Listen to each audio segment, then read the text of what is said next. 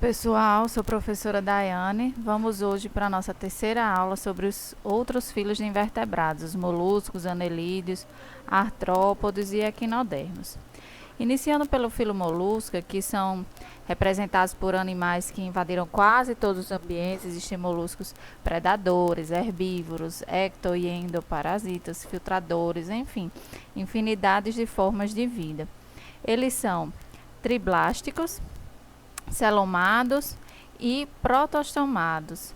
Apresentam um corpo mole e não segmentado e com simetria bilateral. Uma característica marcante da maioria dos moluscos é a presença de concha. Trata-se de uma carapaça calcária de grande importância na proteção desse animal. Nas lesmas e no polvo, a concha ela está ausente. E já na lula, ela é bem reduzida e interna. O seu corpo ele é organizado em 3 regiões: cabeça, pé e massa visceral. E a função, tamanho e formato dessas estruturas elas vão variar principalmente com o hábito de vida desse animal. A cabeça ela ocupa a porção anterior do corpo onde se abre a boca. É na cabeça também que muitas estruturas sensoriais elas estão localizadas, como os olhos.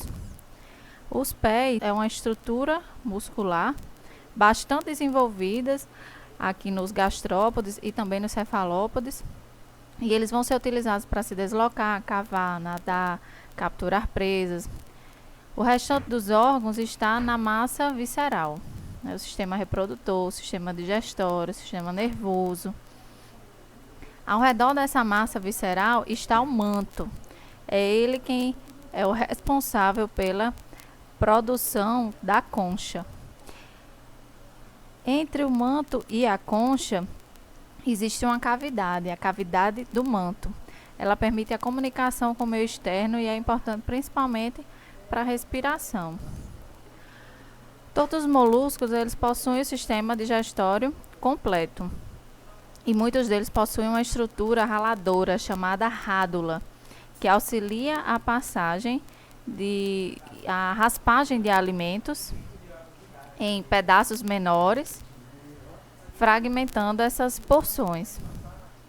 A digestão dos alimentos ela se processa quase totalmente no interior do tubo digestivo, portanto é uma digestão extracelular, mas ainda pode haver em parte digestão intracelular. A forma da respiração ela varia de acordo com o hábito de vida do animal. Os moluscos terrestres eles possuem na cavidade do manto uma bolsa cheia de ar que comporta-se como pulmão.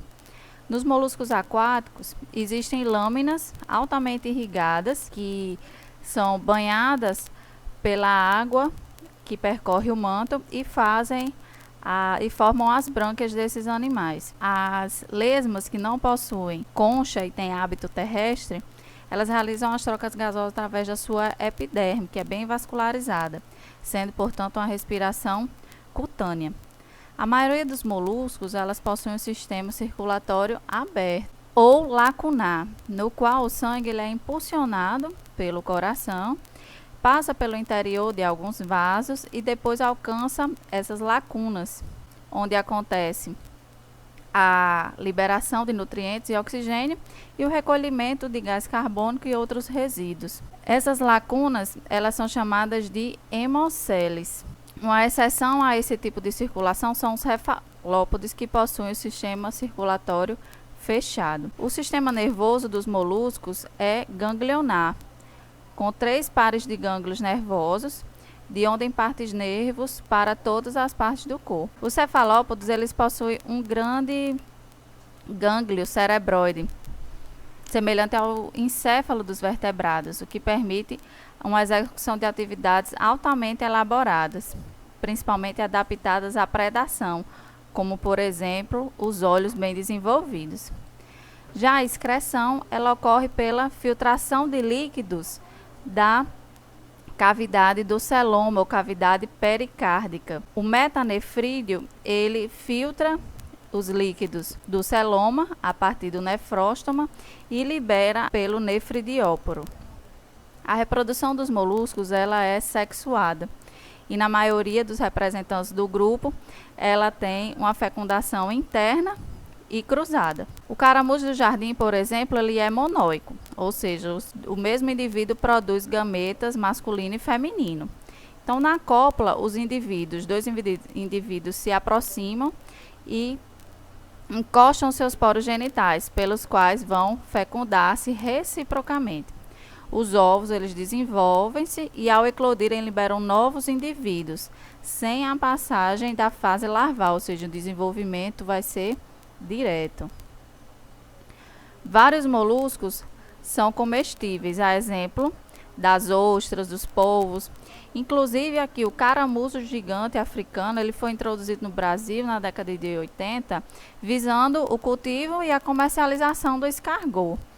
Como a ideia ela não foi muito aceita aos paladares dos brasileiros, os criadores, por desinformação talvez, eles soltaram os caracóis nas matas.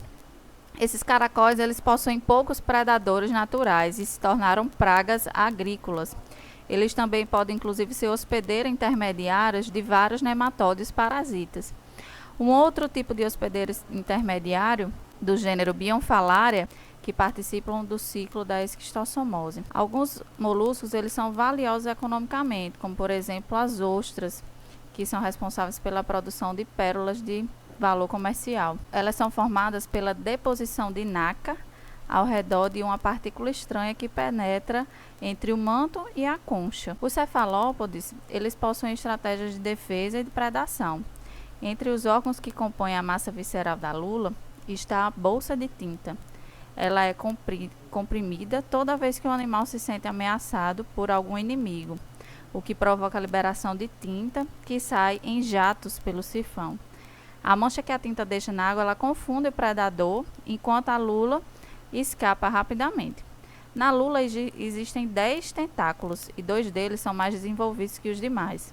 Já no polvo, os tentáculos são 8 e são todos iguais.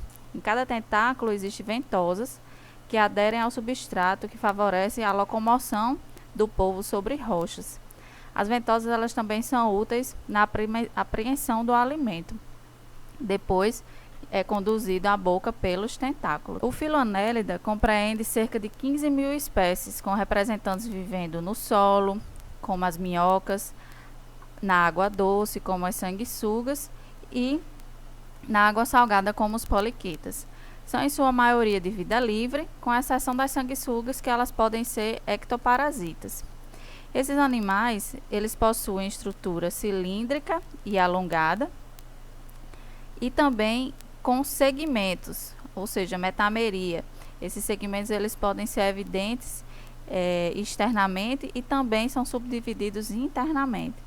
Possuem simetria bilateral, têm 3 folhetos embrionários, ou seja, são triblásticos, e possuem celoma. Na superfície externa de algumas espécies, existem pequenas cerdas que dão sustentação e suporte na locomoção, sendo essa quantidade de filamentos um critério utilizado na diferenciação desses organismos. O sistema digestório é completo e a digestão é completamente extracelular, apresentando aparelho digestório compartimentalizado em regiões diferenciadas, como faringe, papo, moela. No intestino, existe uma dobra na cavidade intestinal, a tiflossole. Essa dobra ela atua aumentando a área de absorção dos alimentos e atua como as microvilosidades do nosso intestino. O sistema circulatório ele é fechado, ou seja, todo o sangue circula apenas por vasos e é impulsionado por vasos modificados que são chamados de corações laterais. A respiração ela é predominantemente cutânea, ou seja, acontece pela superfície corporal dos anelídeos, mas também pode ser branquial naqueles que são aquáticos. O sistema nervoso ele é formado por um gânglio nervoso principal ou cerebral, ligado a um cordão ventral com numerosos gânglios, um em cada segmento. Essa mesma compartimentalização ela acontece nos metanefrídeos, responsáveis pela excreção. Percebam aqui que já há uma rica vascularização próxima aos metanefrídeos, que vão otimizar a filtração do sangue. Sobre a reprodução, na maioria das vezes, os anelídeos eles são hermafroditas, ou seja, são monóicos, e por isso realizam fecundação cruzada. A cópula ela decorre entre dois animais que ficam unidos ventralmente e orientados em sentidos opostos. Deste modo, os gonóporos masculinos ficam alinhados com as aberturas dos receptáculos seminais.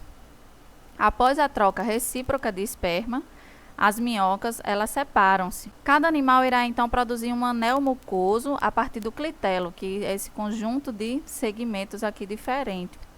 Por contrações do corpo, esse anel ele vai sendo empurrado para a zona anterior, passando pelas aberturas sexuais femininas, que libertam os óvulos, e pelas aberturas dos receptáculos seminais, que libertam os espermatozoides. Em seguida, o anel ele vai ser libertado pela extremidade anterior do animal e vai formar um casulo. Esse casulo ele vai proteger esses gametas e vai ser onde vai acontecer a fecundação, que vai ser externa. Dali surgirão diretamente pequenas minhocas sem estádios larvais, ou seja, o desenvolvimento vai ser direto. O clitelo, então, dessa forma, ele vai funcionar como órgão reprodutor acessório, secretando material viscoso, que ao formar o casulo, ela garante a reprodução no ambiente terrestre. E esse fato, ele não pode ser observado pelos poliquetas, que são, em sua maioria, dioicos e possuem um desenvolvimento indireto. As minhocas, elas desempenham um papel importante na fertilização do solo.